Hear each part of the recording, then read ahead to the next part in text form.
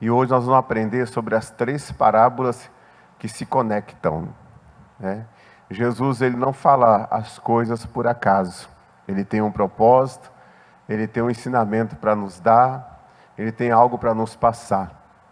E que nessa noite a gente possa captar, aprender mais um pouco daquilo que Jesus ele trouxe para nós. Vamos começar a aprender, não sei se semana que vem a gente continua aprendendo sobre as parábolas e trazer até aquela questão daqueles 2 homens que faleceram, né? Um foi para o Hades e o outro foi para o seio de Abraão, trazendo aí todo aí um entendimento a respeito do Guena, do Tártaro, do Hades e assim por diante, do Seol. Mas hoje falaremos sobre as 3 parábolas que se conectam. A parábola da ovelha perdida, a parábola da dracma perdida e a parábola do filho pródigo. Amém? Então nós vamos abrir a nossa Bíblia lá em Lucas, no capítulo 15. Eu gostaria que colocasse aí, eu vou ler até pela versão NVT. Pela versão NVT. Para a gente poder aí aprender um pouco mais. Olha lá, tá vendo? Conexão entre as 3 parábolas. Isso, deixa eu te colocar aqui, Lucas capítulo 15, no versículo de número 11. Porque nessa versão tem justamente aqui a conexão. Nós vamos ver a conexão entre essas 3 parábolas. Diz assim, iniciando a leitura. Jesus continuou. Um homem tinha 2 filhos. O filho mais jovem disse ao pai: quero a minha parte da herança. E o pai dividiu os seus bens entre os filhos. Alguns dias depois, o filho mais jovem arrumou suas coisas e se mudou para uma terra distante, onde desperdiçou tudo que tinha por viver de forma desregrada. Quando seu dinheiro acabou, uma grande fome se espalhou pela terra e ele começou a passar necessidade. Convenceu um fazendeiro da região a empregá-lo. E esse homem o mandou a seus campos para cuidar dos porcos. Embora quisesse saciar a fome com as vagens dadas aos porcos, ninguém lhe dava coisa alguma. Olha a situação desse rapaz. Quando finalmente caiu em si, disse: até os empregados de meu pai têm comida de sobra, e eu estou aqui morrendo de fome. Vou retornar à casa de meu pai e dizer: pai, pequei contra o céu e contra ti. Eu não sou mais digno de ser chamado seu filho. Por favor, trata-me como seu empregado. Então voltou para a casa de seu pai. Quando ele ainda estava longe, seu pai o viu. E cheio de compaixão, correu para o filho, o abraçou e o beijou. O filho disse: pai, pequei contra o céu e contra o Senhor, e não sou mais digno de ser chamado seu filho. O pai, no entanto, disse aos servos: depressa, tragam a melhor roupa da casa e vistam nele. Coloquem-lhe um anel no dedo e sandália nos pés. Matem um novilho gordo, faremos um banquete e celebraremos. Pois este meu filho estava morto e voltou à vida. Estava perdido e foi achado. E começaram a festejar. Enquanto isso, o filho mais velho trabalhava no campo. Na volta para casa, ouviu a música e também a dança. E perguntou a um dos seus servos o que estava acontecendo. O servo respondeu: seu irmão voltou. E seu pai matou o novilho gordo, pois ele voltou são e salvo. O irmão mais velho se irou e não quis entrar. O pai saiu e insistiu com o filho. Mas ele respondeu: todos esses anos tenho trabalhado como um escravo para o Senhor e nunca me recusei, nunca obedeci às suas ordens. E o Senhor nunca me deu nem mesmo um cabrito para eu festejar com os meus amigos. Mas quando esse seu filho volta, Ele não chama nem de meu irmão, né? Quando esse seu filho, olha o negócio como estava, né? Quando esse seu filho volta, depois de desperdiçar o seu dinheiro com prostitutas, o senhor comemora matando o novilho? O pai lhe respondeu: meu filho, você está sempre comigo, e tudo o que eu tenho é seu. Mas tínhamos de comemorar este dia, pois seu irmão estava morto e voltou à vida. Estava perdido e foi achado. Irmãos, quando essa palavra, essa ministração, ela é feita no Oriente Médio, e as pessoas do Oriente Médio, eles escutam essa parábola, eles na hora falam que é mentira essa parábola. Eu quero, antes de entrar aqui para falar algumas coisas dentro dessa conexão, explicar quando essa palavra ela é pregada no contexto do convívio do Oriente Médio e trazendo também no contexto do Ocidente. Você vai ver que parece que essa parábola ela não tem sentido nenhum. Ela não tem nexo nenhum. Quando ela é pregada lá, eles não aceitam de forma nenhuma. E por que eles não aceitam de forma nenhuma? Aí eu anotei algumas coisas para mostrar para vocês. Coloca lá o slide, por favor.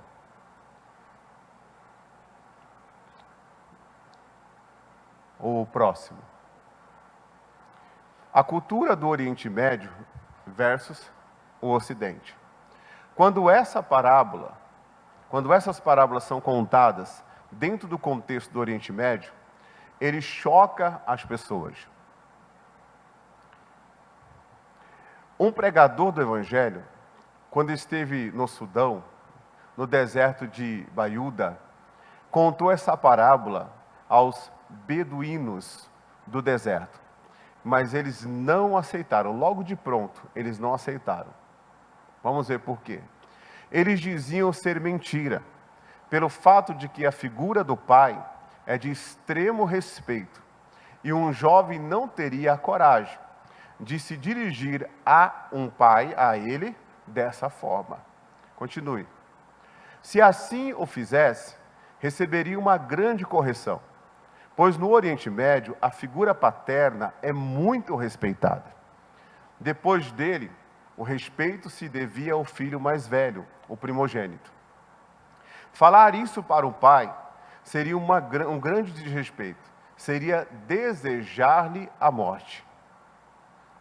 Por outro lado, aqui no Ocidente, a figura paterna tem sido desconstruída entre os jovens. Observe que após a Segunda Guerra Mundial, a figura paterna é desconstruída. E isso começa através até mesmo da mídia. Trazendo alguns exemplos. Não sei se você lembra desses filmes aí. Só quem é mais novo lembra desses filmezinhos aí, ó.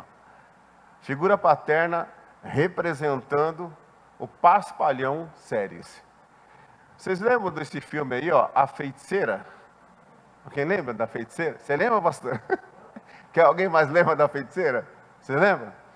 Qual que era a figura do pai? Um paspalhão. Então, lá no Oriente Médio, a figura do pai é extremamente respeitada. No Ocidente, isso foi desconstruindo, foi sendo desconstruído. Tem mais exemplo aqui, ó. Jenny é um gênio, esse aí eu lembro. Lembra da Jenny é um gênio? Que ela fazia assim, ó. Você lembra dela? A mesma coisa, a figura do pai era um paspalhão. Continue. Os Flintstones, isso aí todo mundo lembra. Figura do pai, paspalhão. Jetson, né? A figura do pai, paspalhão. Os Simpsons. Os Simpsons até parece profecia, né, irmão? Tem uns negócios que parece que eles fazem as coisas no Apocalipse, aí em cima do Apocalipse acontece muita coisa ali. Os Simpsons também, a figura do pai, paspalhão. Continue. Atualmente a gente tem um Simpsons como exemplo mais atual.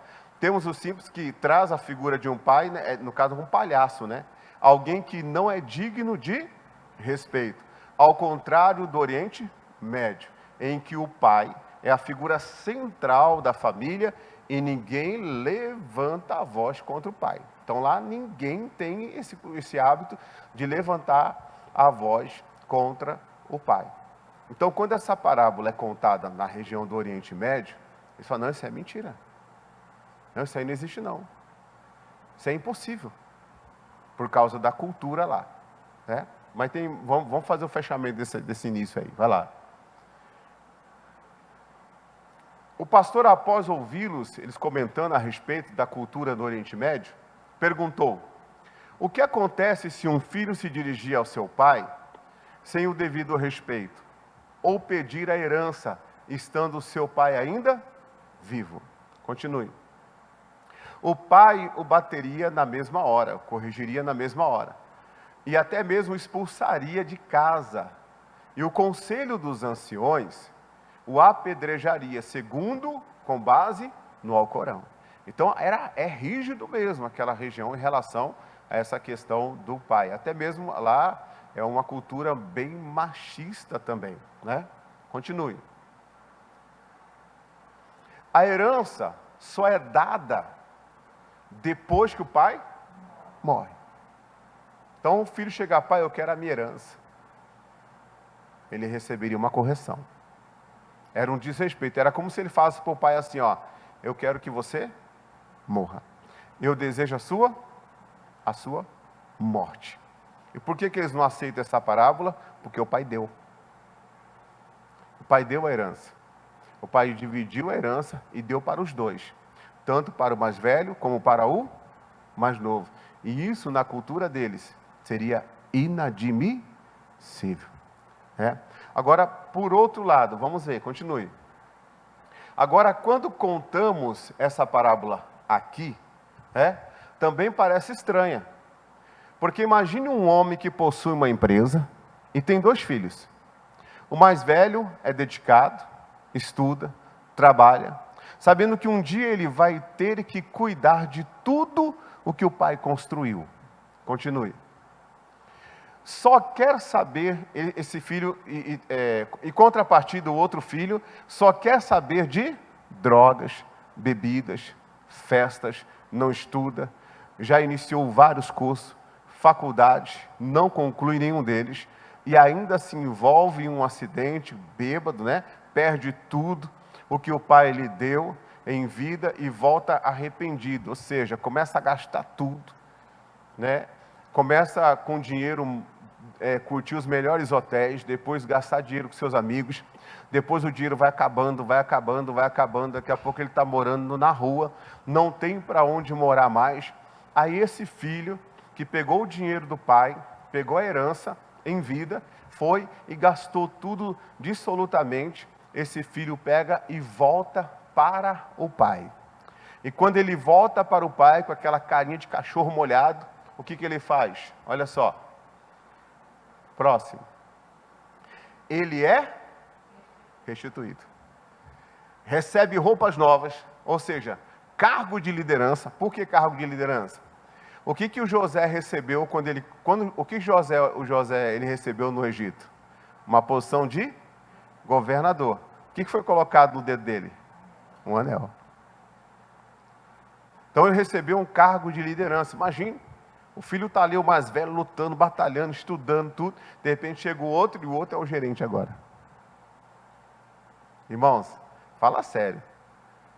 O filho mais velho vai ficar muito bravo, não vai não? Vai ou não vai? Muito bravo. Vamos continuar lendo aqui, ó. Recebe roupas novas, ou seja, cargo de liderança. Agora, se coloque no lugar do irmão mais velho. Você ficaria indignado? Hã? Lógico. Quem não ficaria? A natureza já manifestava na hora. Puxa vida, esse menino aí faz tudo errado, chega aqui, o pai dá tudo para ele. Coloca ele num cargo de liderança. Coloca o anel no dedo dele. Coloca isso, coloca aquilo. Esse rapaz ficou muito chateado. Por isso que esse rapaz, ele não quis entrar na festa. Agora, muito mais do que a cultura do Oriente Médio e do que a cultura ocidental, aqui está a figura de 2 pessoas. Um que estava perdido dentro de casa e um que estava perdido fora de casa. E o pai amoroso, ele tinha uns olhos bons, tanto para um, como também para o outro. Só que quando o outro volta, o filho que estava em casa não aceita. Você sabe qual foi o problema de Jesus? Por que Jesus ele foi odiado? Por que Jesus ele foi perseguido? Não foi por causa dos milagres que ele fez. Por causa dos milagres que Jesus fez, foram aplaudidos pela maioria das pessoas, tanto que a multidão seguia Jesus. Só ia crescendo, crescendo, crescendo. Só que para os fariseus, esse filho mais velho está representando esse fariseu, depois você vai ver isso nesse mesmo texto, e os escribas, esse filho mais velho, para os fariseus, o que Jesus fez, que realmente fez com que eles despertassem uma perseguição sobre Jesus, e até uma raiva, até um ódio sobre Jesus, foi o fato de Jesus começar a perdoar a prostituta. Foi o fato de Jesus começar a perdoar aquelas pessoas que eram indignas. Foi o fato de Jesus começar a curar os leprosos e inserir eles na sociedade. Eles não queriam que isso acontecesse. Você pode observar que quando Jesus fazia alguma coisa, inseria aquela pessoa na sociedade, eles questionavam. Eles não queriam que isso acontecesse.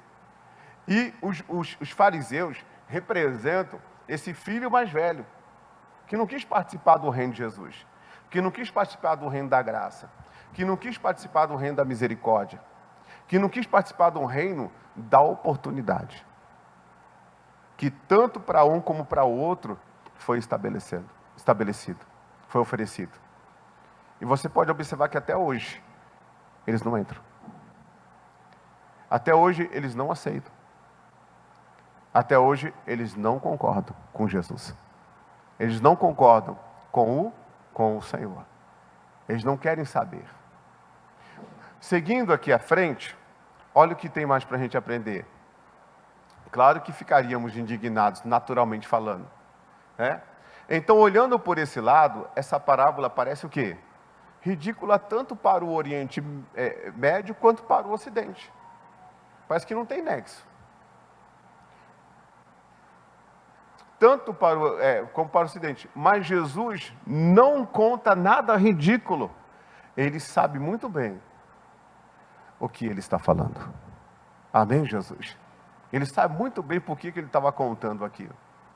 Por que ele estava falando daquela forma. Continue. Um outro ponto importante, antes da gente entrar no assunto aqui, é que essa parábola, ela não tem o quê? Ela não tem fim. Sabe por quê? Porque nós não sabemos se o filho mais velho entrou ou não. O texto não fala. O texto não mostra se o filho mais velho entrou ou não. O texto fala de Jesus na porta, falando para o filho entrar e se alegrar com aqueles que Jesus estava agregando à família de Deus. O texto termina ali. Poxa vida, mas não parece que a Bíblia tem completa? Por que Jesus deixa isso para a gente? Irmãos, tudo que tem na Bíblia tem um propósito. Tem um porquê. A Bíblia é algo fantástico. Nós sabemos se ele entrou na festa, o filho mais velho entrou ou não na festa, preparada para o filho mais novo. Sendo aqui o início do sentido dessa história. Coloque o próximo, por favor. Aqui. Como começou essa história? Como que começou esse texto? Como que começou a história do filho pródigo? Olha como que começou. Jesus continuou. Continuou o quê? Se ele continuou, é porque tem alguma coisa antes. É aí onde entra a conexão de uma parábola com a outra. Nessa parábola a gente tem um filho que está perdido dentro e um filho que está perdido fora. Exatamente isso. Um filho que está perdido dentro e um filho que está perdido fora. Um que representa os escribas, um que representa os fariseus e um outro que representa né, que está chegando de volta para o pai, que agora está dentro da casa arrependido, que representa os publicanos, que representa as pessoas, os gentios, que representa os pecadores. E a parábola que vem antes dessa, qual que é? É a parábola da dracma perdida. E na parábola da dracma perdida, a gente vê uma pessoa que ela perdeu o quê? Uma moeda. E quando ela perde essa moeda, o que ela faz? Ela começa a varrer a casa. Ela começa a buscar essa moeda até encontrá-la. Quando ela encontra essa moeda, ela faz uma festa tremenda, porque essa moeda representa a salvação dela. E o detalhe, essa moeda foi perdida fora de casa ou dentro de casa? Então tem gente que está dentro da casa e que não está salvo. Essa moeda que essas mulheres tinham, eram moedas que eram dadas por seus pais. Os seus pais, quando elas se casavam, eles davam 10 moedas para essas mulheres. E essas mulheres, já viu aquelas mulheres que no véu, ela tem umas moedas penduradas, já viu assim? Né? São essas moedas. Por quê? Porque se o marido fosse para a guerra e o marido morresse, aquelas moedas seriam usadas para que elas pudessem se salvar, voltar para a casa dos pais, voltar para a casa dos familiares. E aquela mulher perdeu a moeda. Por isso que ela procurou até encontrar. Aí você vai para o filho pródigo, mostra a ovelha perdida e a dracma perdida. Mostra o filho que estava fora, a ovelha perdida no deserto. E mostra a moeda dentro da casa. Que para ele não estava perdido. Perdido era o irmão dele. Perdido era o irmão dele, ele não estava perdido. Mas ele também estava perdido. Mas por que ele estava perdido, pastor? Primeiro, lembra do contexto do Oriente Médio? Do Oriente Médio? Que quando um filho pedisse a herança para o pai, seria como desejar a morte do pai? Se você ler Lucas capítulo 15, no versículo 12, versículo 11, deixa eu pegar aqui o versículo, é o versículo 12. E o mais moço disse ao pai: Pai, dai-me parte dos bens que me pertencem. E ele repartiu por eles a fazenda. Aquele filho mais velho, ele deveria de no mínimo repreender o seu irmão. Você sabe que quando a gente ouve alguma coisa de um irmão que está perdido e que só falta sair, mas já está perdido. Irmão, é fácil de você ver quem está perdido.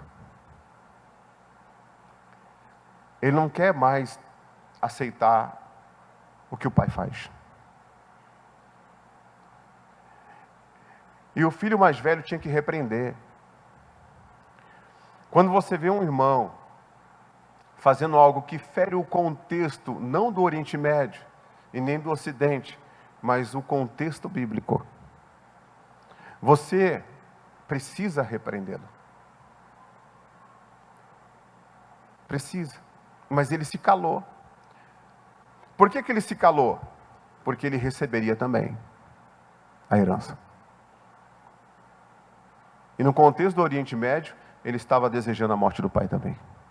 Então a atitude dele aqui já mostrava que ele não estava bem. A atitude das pessoas demonstram quando elas estão bem e quando elas não estão bem. Mas o Senhor chega a ir lá fora da festa, o pai, e fala para o filho: entra, vamos nos alegrarmos juntos. E ele não quis entrar. Ele não chama o outro de meu irmão. Ele chama de seu filho. Existiam sentimentos dentro desse menino, desse rapaz, que mostrava que ele estava perdido dentro. A religiosidade dentro de uma pessoa mostra que ele está perdido. O legalismo mostra que ele está perdido. Quando ele está dentro e ele não aceita quando alguém vem de fora, e esse que vem de fora, por mais que ele fez, por mais que ele errou, por mais que ele deixou de fazer, ele começa a ser abraçado, é derramado sobre ele uma oportunidade, uma misericórdia, uma graça, que é a mesma que está à disposição do outro, e faz com que aquela pessoa passe a ter novamente a posição que ele perdeu. E ele começa a não aceitar. E ele começa a se fechar. E ele começa a se afastar. E ele começa a ficar cada vez mais longe, mais longe, mais longe, mais longe, mais longe. E ele é tomado por uma raiva. Ele é tomado por um ódio, ele é tomado por uma mágoa. Porque ele não aceita que aquela pessoa errou tanto e o pai o recebeu e restituiu. Quando o pai recebe alguém e restitui, tem que haver festa. E nessa festa, todos os filhos precisam participar. Todos eles precisam participar. Às vezes uma pessoa restituída e outra fala assim, a pessoa já fez isso, fez aquilo, está lá agora. Evita, passa de largo, não cumprimenta, e ele acha que ele está salvo. Ele não sabe que ele pode estar perdido dentro de casa. Ele não pensa que ele pode estar perdido dentro da casa. Nós precisamos permanecer firmes na presença de Deus e crer que onde abundou o pecado, superabundou a graça de Deus sobre a vida dessas pessoas. Diga amém, Jesus. Isso tudo pode passar. Olha lá, colocou o versículo. Pode passar lá. Jesus liga uma história na outra, né? Nesse caso, a moeda foi perdida dentro de casa. No caso do filho pródigo e do irmão mais velho, Jesus está querendo mostrar a rejeição que ele sofreu pelo escribas e fariseus. Isso é tão verdade, irmãos, que você pode pegar agora essa parte aí, coloca aí, Lucas 15, no versículo 1 e 2. Olha aqui o filho mais novo e o filho mais velho. Olha só, olha eles aqui. Diz aqui, e chegaram-se a ele todos os publicanos e pecadores para o ouvir. Quem são esses? O filho mais novo. Aqueles que estavam perdidos do lado de fora. Esses são os filhos mais novos. E os fariseus e os escribas murmuravam, dizendo, este recebe pecadores e come com eles. Quem é esse? O filho mais velho. Foi esse sentimento que ele teve. Aí olha só o versículo 3. E ele lhes propôs esta parábola. Que homem entre vós, tendo 100 ovelhas, aí foi dando a mensagem ali. Agora, veja bem, aqui no versículo de número 1, fala que Jesus estava comendo com os pecadores. Comendo com os pecadores. Jesus estava na casa, comendo com eles. Jesus estava curando, Jesus estava ensinando, Jesus estava mostrando o amor do Pai para eles. A misericórdia e a graça para eles. Quando chegam os fariseus e os publicanos, os fariseus e os escribas, e assim por diante, os doutores da lei, Jesus se levanta e Jesus vai lá na porta. Quando Jesus chega na porta, eles falam, mas como é que você pode sentar com eles e comer com eles? Eles ficam indignados. Não foi a mesma coisa que aconteceu lá? Por isso que a parábola lá não tem fim. Por quê? Porque o Senhor está querendo nos mostrar o início do capítulo. Ele está querendo mostrar para a gente que existem esses dois. O Senhor Deus queria salvar tanto os publicanos quanto os fariseus. A vontade de Deus é que toda alma seja salva. Mas existem aqueles que acham que são mais do que os outros. E eles não aceitam de forma nenhuma. Irmão, imagina. Já aconteceu isso comigo, já. Já aconteceu isso comigo. De eu tirar uma foto com uma pessoa e aquela pessoa não tem boa fama. E as pessoas da própria igreja me julgar. Da própria igreja. Como é que pode? Olha lá, o pastor está envolvido.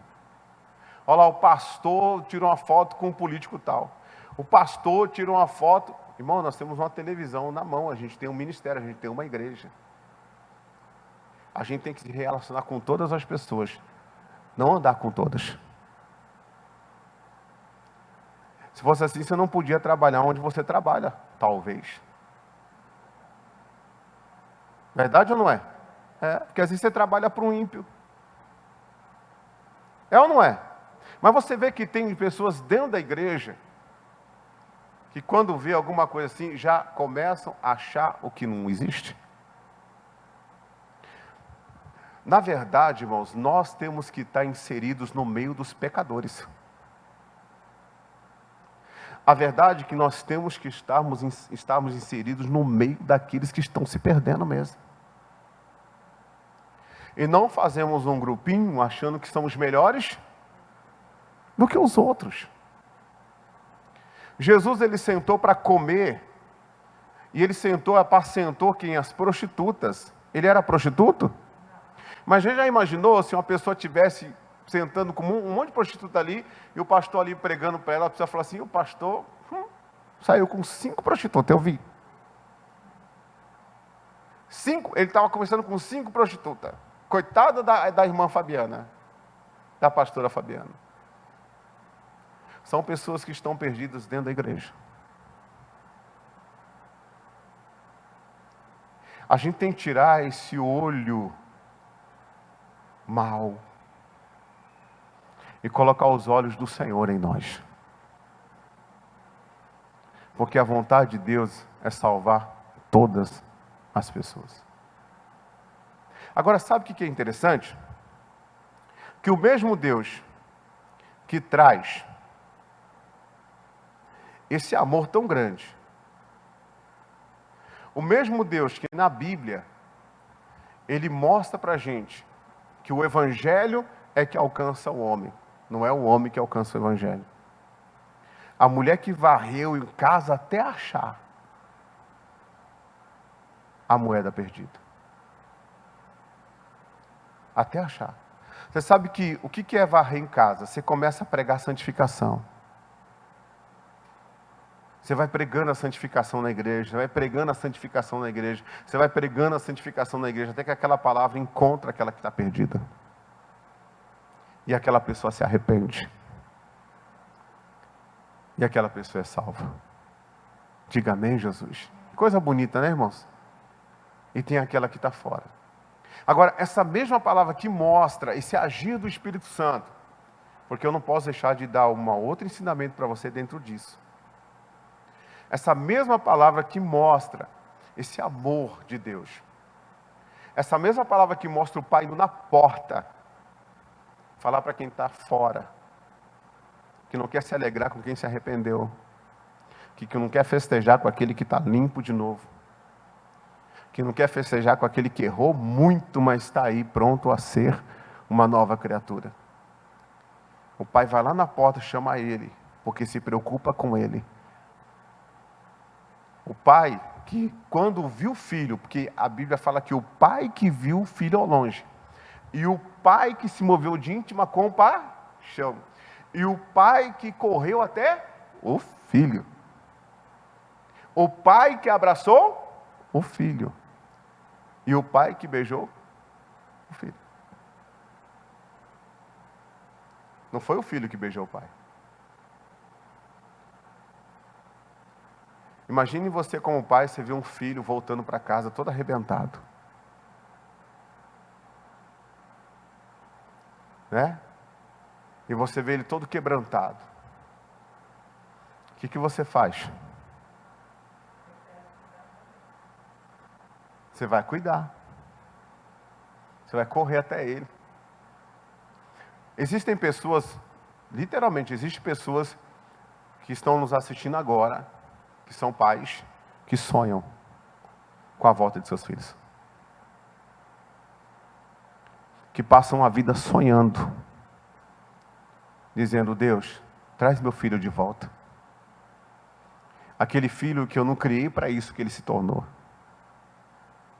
Aquele filho que num período da vida dele ele se perdeu. Ele achou que ele poderia ser dono da própria vida. Ele declarou a independência. Ele matou seus pais estando vivo. Traga ele de volta. Tem pais que sonham com isso. Tem pais que desejam isso até hoje. Não vê a hora disso acontecer. O pai, quando viu o filho ao longe, ele correu. Ele beijou. Ele abraçou. O filho se arrependeu. O filho pediu perdão. O filho disse: pequei. Fiz o que era mal diante de Deus. Fiz o que era mal diante do Senhor. Não sou digno de ser chamado o seu filho. Mas por favor, me trata como um dos seus empregados.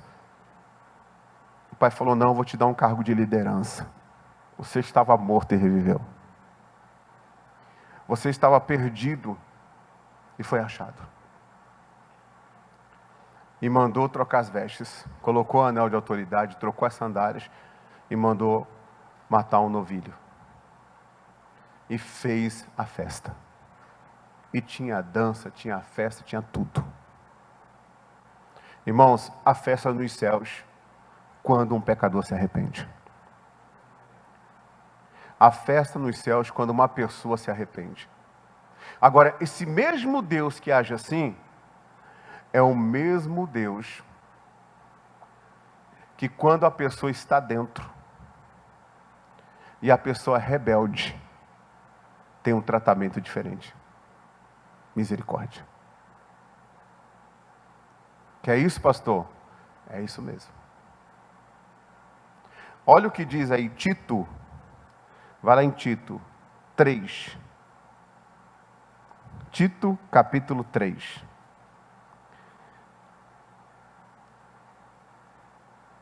Versículo 11.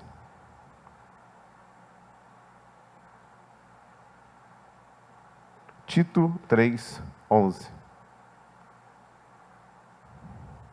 Olha o que diz. Tais indivíduos se desviaram da verdade. Não, é o 10, pode pôr o 10. Se alguém tem causado divisões entre vocês, ou seja, se arrependeu, entrou, Deus abençoou, Deus restaurou a pessoa, ou não, porque a pessoa pode não ter permitido também, ele só entrou no meio, está perdido no meio, e de forma dolosa, cínica, ele quer fazer as coisas do jeito dele, não do jeito de Deus. E esse indivíduo, ele causa o quê? Divisões entre vocês. Tem tradução que fala assim, o herege. O que é o herege, gente? É aquela pessoa que tem um entendimento da palavra distorcido. Irmãos, tem gente que gosta muito da primeira parte que eu preguei. Deus buscou você, Ele varreu a casa, Ele achou a moeda, a salvação chegou, Ele quer tanto salvar aquele que está dentro como quem está fora, e quer mesmo. Mas tem a pessoa, às vezes que está dentro, que não sabe valorizar a oportunidade que Deus dá. Porque nós somos pessoas que nós somos novas criaturas que devemos nos renovar dia após dias. E você pode olhar na Bíblia toda a história das pessoas que causaram divisões. Toda a história das pessoas que causaram divisões. Olha o versículo 1, olha só. Vai lá, versículo 1. Lembre-se a todos que se sujeite ao governo e às autoridades, devem ser obedientes, sempre prontos a fazer o que é bom. Tem tradução que fala assim, ó, a todo governo humano, a toda autoridade humana. Efésios 6 fala assim que nós devemos servir ao nosso Senhor, segundo a carne, como se estivéssemos servindo a Cristo. Paulo fala para Tito, ensina todas essas coisas.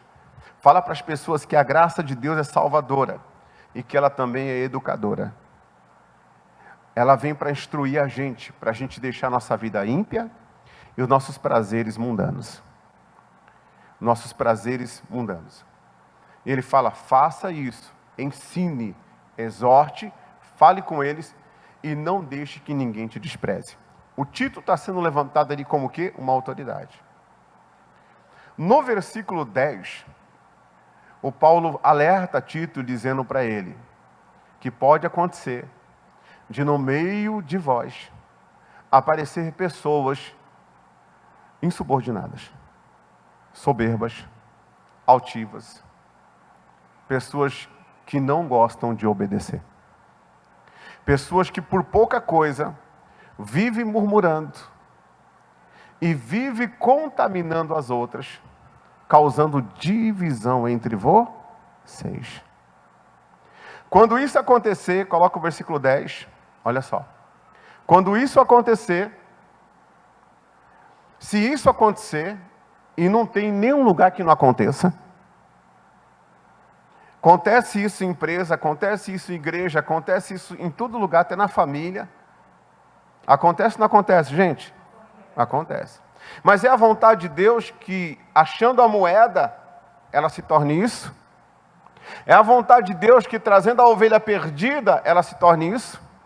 É a vontade de Deus que, se um fariseu que está fora da porta, ele se quebranta diante do Pai, ele fala, tá bom, eu sei, ele fez, tá bom, mas também eu não sou perfeito, vamos entrar lá e vamos nos alegrar. É a vontade de Deus que ele entra, se alegra e depois se torne isso?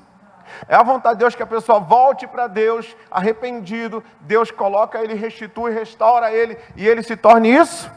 Não, mas alguns se tornam. Infelizmente, alguns se tornam. E eu quero chamar a sua atenção, igreja, para você despertar para isso, porque existe esse tipo de coisa. Existe. E eu já vi, não foi pouca gente caindo, não. Eu já vi, não foi pouca gente caindo, não. Você vê como a parte da primeira mensagem é maravilhosa. A gente vê o amor de Deus, né? Só que ele fala que nós temos que permanecer. Amém, Jesus? Permanecer na presença de Deus. Aí ele fala o quê? Você chama essa pessoa a primeira vez e a segunda vez e advirta essa pessoa. Advirta. Se uma pessoa for advertida, pastor foi advertido, fulano foi advertido, deixa, é ele com Deus e o pastor. Se ele realmente for de Deus, falar assim, pequei, simplesmente pequei, fiz o que era mal aos olhos do Senhor e eu vou me levantar. Ele não vai se vitimizar e nem vai causar divisão entre nós. Ele não vai fazer isso. O próprio Paulo está dizendo para Tito, advirtam. Tem gente que quando prega sobre Paulo, fala assim, Paulo era uma pessoa sistemática, Paulo era uma pessoa isso, uma pessoa aquilo outro. Tem gente que prega a Paulo como se fosse como é que é? Dividir Paulo em partes. Paulo cheio do Espírito Santo, o Paulo sistemático. O Paulo cheio do Espírito Santo, o Paulo sistemático. O Paulo cheio do Espírito Santo, o Paulo sistemático. Espera aí, irmão. E João Batista era o quê? Qual foi a pregação de João Batista? Arrependei-vos porque é chegado a vós o reino de Deus. Ó, raça de víbora. É ou não é? E o que a Bíblia fala sobre João Batista? Que ele não beberia vinho, nem bebida forte, mas ele seria cheio do Espírito Santo. Então, quando João Batista trazia aquela mensagem, era porque ele era sistemático? Então, para com isso. E aceita a palavra de Deus no seu coração. Aceita o evangelho no seu coração. Quando João Batista pregava, raça de víboras, está jogando indireta para nós. Não era indireta não, era direta mesmo, porque eles precisavam ouvir aquilo, irmãos. Se você vai tratar sobre um assunto com o seu marido, com a sua esposa, com os seus filhos, você vai tratar em cima do acontecimento. Ou não? É. Para quê? Para resolver, para sarar aquilo, para acabar com aquilo. Para trabalhar aquele desvio, para que aquilo não venha prosperar no meio. E se o filho for rebelde? E se o marido for rebelde à mulher? E se a mulher for rebelde ao marido? Não vai ouvir. Repreende o sábio, ele vai ser mais sábio. Repreende o tolo, ele vai se tornar o seu adversário. Ele vai se tornar o seu inimigo. E olha o que Deus fala. Às vezes nós perdemos até tempo com o que a gente não deveria perder tempo, não. Tem que colocar na mão de Deus mesmo, irmão. É a verdade. A gente perde a saúde. A gente perde a saúde. A obra não é nossa, a obra é de Deus. A obra do Senhor. Cada um que ouve a palavra que tem que saber como ingerir essa palavra e aplicar na sua vida. Diga amém, Jesus. Gente que se dói pelo outro, você sabe da vida do outro, você dorme com o outro, você acorda com o outro, você sabe. Não entra numa briga que não é tua não, viu, querido? Não entra, que a ponte quebra e você está junto. Não entra numa briga que não é a sua não. A gente tem aquela tendência de se inclinar para aqueles coitadinhos. Não entra numa briga que não é tua não. Você já viu um inocente ser destruído? Daniel foi destruído? Sadraque e Mesaque foram destruídos? Por quê? Porque eles eram inocentes. Então, se a pessoa é inocente, Deus vai honrar. Se a pessoa não é inocente, que ele se arrependa. Porque antes de tudo, vem a advertência, vem a conversa, vem a palavra, vem a pessoa que chama a atenção. E o pastor tem todo o direito de chamar a atenção, sabia disso? O pastor não tem nada a ver com a minha vida não, então não participa da obra dele, que ele está fazendo com Deus. Se você não quer se adequar àquilo que a Bíblia fala. Mas eu quero, pastor. Então o pastor tem sim. Ele pode sim. Se vê alguma coisa que não condiz com a conduta de um cristão, o pastor não pode falar? Sim ou não, gente? Sim. Ou não? Sim. Pode. Deve falar. Você tem que falar. O que o irmão mais velho fez? Se calou. O irmão mais velho ficou calado. Estava perdido dentro de casa. Você não tem que se calar não, irmãos. Um dia, às vezes a pessoa fala até brincando, tirando onda do pastor, sabia? Um dia o irmão chegou assim, o irmão chegou lá em São Paulo. Ele não sabia que eu era filho na fé da pastora Maria José. E ele chegou e falou assim, rapaz, você conhece a Maria José? Eu falei, Maria José não, cara. Maria José não, pastora. Ela é minha pastora. Ela é crentona. Eu falei, eu queria ser metade do que ela é. Você não sabe de quem que você está falando. Ele nunca mais falou dela para mim. E eu nunca mais vi ele falando para ninguém. Para ninguém. Ela está aí até hoje, com seus 70 anos pregando evangelho. Esse cara sumiu. Advirtam. Primeira vez. E aqui fala só 2 vezes. Ó. Irmão, você chamou a pessoa 2 vezes para divertir ela não gostou, coloca na mão de Deus. Fica perdendo tempo mais não. Só ora. O transgressor você tem que orar para ver se Deus coloca nele o arrependimento. Se colocar, ele se arrepende, se converte e Deus faz a obra. Se não, é problema dele com Deus. Quem sabe, não é você que vai salvar ninguém. Não sou eu que vai salvar ninguém. Quem não ouve a palavra, não ouve a mim, não vai ouvir você. Irmãos, a pessoa pode ser o seu melhor amigo, pode não ser salvo. Sabe por que ele pode ser o seu melhor amigo? Porque você não contraria ele. Ele procura pessoas que não contrariam ele. Essas pessoas procuram pessoas que não contrariam ele, mas que ouvem ele. Ouve ele, não dá palavra, não fala palavra, não contraria. São pessoas que estão perdidas dentro da igreja e pessoas que estão perdidas fora da igreja. A vontade de Deus é salvar todas essas pessoas. E não que aconteça isso. Olha só. Depois disso, não se relacione mais com ele. Olha isso, meu. Cadê o glória a Deus que não sai? Cadê o aleluia que não sai? Hã? A Bíblia diz que aquele que diz ser irmão e for devasso, mentiroso, é cheio de meias verdades. Senta para comer com o publicano, com o pecador, mas não senta com ele. A Bíblia fala isso. Fala que é, qualquer um fala, irmãos. Agora ser é diferente. A gente tem que ser antes de fazer. Não vivo mais eu, mas Cristo vive em mim. Agora você vê o mesmo Deus que quer salvar todo mundo. Olha o que ele fala. Olha o que ele fala.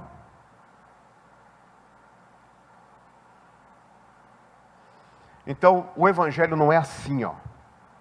O Evangelho é aberto. Diga amém, Jesus. É aberto. Então, você vai perceber que com cada pessoa Deus vai trabalhar de um jeito. Por quê? Porque Deus tem uma palavra para quem é piedoso. Deus tem uma palavra para quem é impiedoso. Deus tem uma palavra para quem é justo. Deus tem uma palavra para quem quer viver na injustiça. Deus tem uma palavra, irmãos, para quem é realmente sincero. Deus tem uma palavra para quem não é sincero. Deus tem uma palavra para quem é humilde. E Deus tem uma palavra para quem é soberbo. Deus tem uma palavra para cada pessoa, de acordo com aquilo que ela precisa ouvir. Mas a vontade de Deus com essas palavras é o quê? Chama a primeira e a segunda vez. Advirta ele. Para quê? Para salvar. Mas se a pessoa for obstinada, Deus fala, coloca na mão de Deus. Coloca na mão de Deus. Olha que coisa interessante. E olha o versículo seguinte. Tais indivíduos, eles já se desviaram no que, gente? Da verdade. E condenaram a si mesmo. Com o quê? Com seus pecados. Isso aqui é muito forte. Recapitulando a mensagem. Filho pródigo que estava fora, estava perdido. Filho que estava dentro, estava perdido. A dracma perdida dentro de casa. Estava perdida dentro de casa. Mas moeda não sabe que está perdida. Então alguém tem que mostrar para ela. Você sabe que a palavra de Deus vem para mostrar se nós estamos perdidos ou se nós não estamos perdidos. Irmãos, eu lembrei agora do que Deus falou comigo quando Ele nos deu a Rede Super. Eu não sei até quando a Rede Super vai estar com a gente. Mas se um dia alguém falar, olha, a Rede Super não vai ficar mais com você, terminou a concessão do contrato, e nós vamos entregar para outra pessoa em Campo Grande, louvado seja o nome do Senhor, a gente foi até o fim e fizemos a nossa parte. Amém, Jesus? Não vou ficar triste, chateado, você pode ter certeza que a obra vai continuar. Você pode ter certeza. Né? Deus nos deu o prazo e a gente fez e acabou, e glória a Deus por isso. E quando Deus nos deu, eu falei, Senhor, eu queria que o Senhor me desse um programa, mas numa TV aberta, ou numa rádio aberta. Aí Deus falou, sabe o que comigo? Deus falou assim, ó, eis que vos envio as ovelhas perdidas da casa de Israel. Puxa vida. Eu falei, meu Deus, você pode observar que a minha pregação é para crente, é mais para crente do que evangelística. Pode observar. Né? É mais para crente do que evangelística. A minha pregação. O que tem de crente que escuta a minha pregação? De várias igrejas. Eles mandam mensagem para mim. Eles não vêm para cá, mas assistem. É mais para crente. Se identificam. mas estão lá com seus pastores, fazendo a obra de Deus junto deles. Estão sendo edificados, abençoados. Então, se esse é o ministério que Deus nos deu, louvado seja o nome do Senhor. Louvado seja o nome do Senhor. Então, existe a moeda perdida dentro da casa, irmão. Existe a ovelha perdida fora da casa, no deserto. A vontade de Deus é trazer todas elas para dentro e fazer festa, e se alegrar, e fazer um banquete, e ser uma bênção. Mas tem gente que quando entra, causa divisão. Tem gente que quando entra, eles têm a verdade deles, e não abrem mão da verdade deles. Quando são advertidos, eles não aceitam. Eles não deixam Deus trabalhar na vida deles. Eles não deixam. E Deus insiste com ele uma, insiste duas, Deus fala para insistir. Mas ele se torna o seu inimigo. Deus diz agora, não se relacione mais com eles. Coloca na minha mão. Eles a si mesmos se condenam, gente, com seus pecados. Deus não te salvou, Deus não te achou. Deus não me achou para a gente se perder. É para a gente ser uma bênção sempre. Ele nos chamou, nos deu uma chamada. E a palavra de Deus é a base do nosso ministério. Ele é o alicerce. Não é o que você pensa, nem o que eu penso, mas é o que a palavra pensa. Não é o que você gosta, nem o que eu gosto, mas é o que a palavra gosta. É o que o Senhor diz. E isso tem que ser respeitado. Isso tem que ser colocado no nosso coração. A gente tem que cravar dentro de nós isso. A gente tem que dizer para nós mesmos: não vivo mais eu, mas Cristo vive em mim. Senhor, cuida de mim, para que eu não venha me perder dentro da casa. Cuida de mim, Senhor, para que eu não venha ser fariseu dentro da casa. Cuida de mim, Senhor, para que eu não venha ser escriba. Falo para o outro fazer. Conheço a lei, sei o que está escrito, mas eu não pratico. Coloco o jugo, mas eu não faço. Falo para o outro dizimar, mas eu não dizimo. Falo para o outro ofertar, mas eu não oferto. Falo para o outro perdoar, mas eu não perdoo. Falo para o outro fazer isso, mas eu não faço. Me ensina, Senhor, a fazer a tua vontade. E se alguém um dia voltar de qualquer lugar e a pessoa for sincera, porque a pessoa tem que ser o quê? Sincera. Porque a pessoa, quando ela é sincera, ela fica inventando história. Ela fica inventando mentira, omissão. Mentira. Mas quando a pessoa é sincera, a pessoa fala assim, ó, tô com raiva mesmo, não gostei, tô chateado, falei mesmo. E senta ali, os dois falam para o outro, conversam e se acertam. Amém, Jesus? É assim que se resolve as coisas. É dessa forma, é com verdade, é com sinceridade, não é com mentira. Não é com vitimismo. Não é com nada disso. Não é causando divisão. Não é jogando o outro contra o outro, não. É chegando e falando a verdade. Uma das coisas que fez a morte passar de Davi foi justamente o fato de ele chegar diante do Natã e dizer: pequei, simplesmente pequei e fiz o que era mal. Irmãos, Natã tinha jogado para ele uma história e ele sabia que ele tinha feito. Natã falou: você fez. Porque a priori Davi não falou que fez. Davi falou: digno de morte esse homem. Não foi isso? O Natã falou: esse homem é você. Quando o Natã falou: esse homem é você, o Davi falou: ai meu Deus, realmente, pequei. Às vezes o pastor fala uma coisa, a pessoa fala assim: não, não é nada não. Eu falei: é sim, é sim. E a pessoa continua falando que não é. E por isso que não transpassa da pessoa o mal. O mal toma conta. Quando a pessoa assume e a pessoa se limpa, a festa está preparada para ela. A bênção está preparada para ela. Deus não nos colocou aqui dentro. Deus não nos salvou para a gente fazer parte desse grupo que Deus fala que se condena a si mesmo.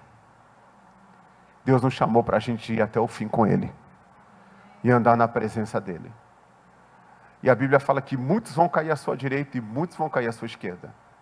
Mas você permaneça firme com Jesus, fazendo a vontade de Deus, porque Deus não é injusto, não. Deus não erra. Deus não erra.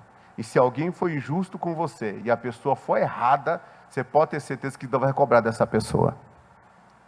Você pode ter certeza que Deus vai cobrar dessa pessoa, mas uma coisa eu te falo, você não perece. E você não padece. Você pode ter certeza disso. Porque Deus, Ele se coloca como seu defensor. Diga amém, Jesus? Ele se coloca como seu defensor. E você não perece. E você não padece. Coloca a tua confiança no Senhor. Coloca a tua confiança em Deus. Ovelha de Jesus. Porque o amor de Deus foi tão grande na nossa vida que Ele nos procurou. Ele nos procurou. Teve um dia um irmão que ele veio na igreja. Ele tinha comentado com uma irmã uma situação. E quando ele veio na igreja, foi essa semana passada, eu preguei sobre Jonas. Lembra da mensagem de Jonas? Preguei sobre Jonas e comecei a pregar. Aí eu preguei depois sobre Neemias. Lembra de Neemias? Não deixa, o inimigo vai entrar aí, vai fazer essa obra. Você está sendo, não deixa, não para com a obra, tal, aquela coisa toda. Aí a pessoa pegou, entrou no carro com a outra pessoa. Estava lá a família. E quando a pessoa entrou no carro, aí uma irmã falou para o rapaz, falou para aquela pessoa, para aquele homem, falou para ele assim: você devia ter conversado com o pastor pessoalmente, por que você mandou mensagem para ele? Ele falou: não mandei mensagem para ele não, foi você que falou para ele. Ele falou: não falei nada para ele não. Não foi você que falou? Não. Não foi você que falou? Não. E aí a lágrima veio e começou a chorar. E a pessoa falou: como o Espírito Santo me achou. Como que o Espírito Santo falou profundamente ao meu coração. Pastor, nem sabia do que eu estava pensando em fazer. Pastor, nem sabia do que eu estava pensando, a decisão que eu estava pensando em tomar. Pastor, nem sabia de nada. Olha como, o que é isso? É a moeda perdida dentro da casa. Dentro da casa. Aí vem uma palavra que vai varrendo, né? Vai varrendo, ok, santificação, né? Vai limpando. E encontra a moeda. Encontrou a moeda, é aquela palavra que é direcionada para você. Porque Deus não quer te perder. Deus não quer te perder. Irmão, olha esse texto.